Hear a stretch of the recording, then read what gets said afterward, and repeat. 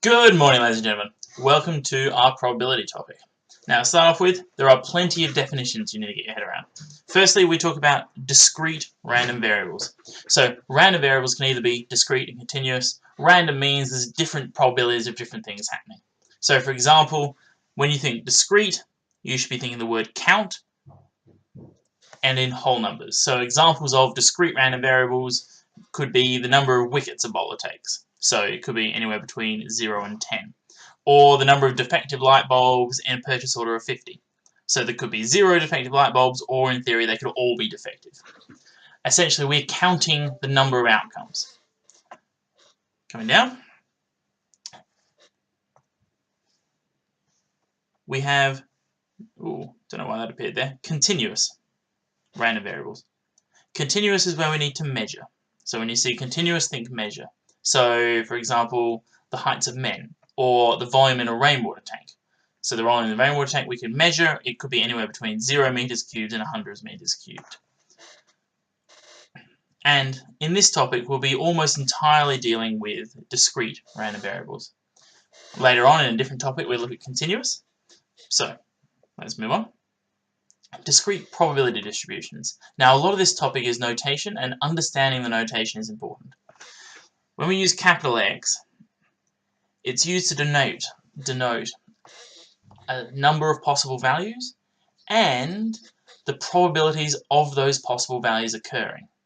So, these are the possible values, and I'll relate it to an example down below. Those are the possible values, and we could think of as, if we flip 2 coins, the possible number of heads. So the possible values here, x1, x2, x3, all the way up to xn, could either be 0 head, 1 head, 2 heads. Alright? The notation is really confusing, but the examples should be simple if we are enough related to the notation. Okay, here, P1, P2, P3, all the way up to Pn, is the probability of each one of those outcomes occurring. So note that the first outcome will have a probability of P1. So the probability of getting no heads when we toss 2 coins is a quarter. The probability of getting 2 heads being x3, is also a quarter, etc. So each outcome has a probability attached. Now, each one of these probabilities, pi, will be between 0 and 1. This is because we can't have a probability that's less than 0, we can't have a probability that's more than 1. So for all I, 1 up to n, the probability is between 0 and 1. Similarly, all the probabilities must add to 1. So when we're tossing a pair of coins, these are the probabilities, and you note that they add to 1. So this notation here, sigma I equals 1 to n, is the sum of the probabilities. So in this case, there would just be 3 of them. Sum of the 3 probabilities of pi would equal to 1. All right? And the probability distribution is x. So this can either be displayed in a table, and quite often, normally we use the table, or graphically. 0 heads, 1 head, 2 heads. Now, there are such things called uniform discrete distributions. Uniform discrete random variables are random variables where each outcome has an equal probability of occurring. So if you take a dice has outcomes of 1 to 6. So your xi values would be the values 1, 2, 3, 4, 5, 6 on your table. And a uniform probability distribution means they are the same probability for all of them, which is 1 on 6, 1 on 6, etc. Note that 1 on 6 will add to 1. If we add them, all those 1s on 6s up. Alright. By contrast, if 2 dice are rolled and the sum, so the sum, which here they're denoting as y, the sum will be anywhere from 2 up to 12. And note, this will not be uniform random variable. In general, if we add 2 uniform distributions together, so 2 dice, which are uniform, if we add them together, we don't get another uniform one. And we'll look at why that occurs in more detail in class. Alright, more notation. Mode is the most likely or the most frequently occurring outcome. It's also the one with the highest pi. Median corresponds to the 50th percentile. So once you add up the percentages, or the probabilities heading in from the lowest value, where you find the 50th percentile is where you'll find the median. So take an example here, where these are the outcomes, 0, 1, 2, 3, and these are the probabilities, 0.1, 0.25, 0.45, and A. Well, first question is how to find A. We find A by remembering that the probabilities must sum to 1. So 0.25 plus 0.45 is 0.7, 0.1 is 0.8, therefore A must be 0.2. Find the mode. The mode is the most commonly occurring. Here is the mode. Alright, now find the median. Median is where the 50th percentile occurs in. This here is 10% in. Adding on to that is another 25, so 25% in. Here is where the 50 mark will be contained.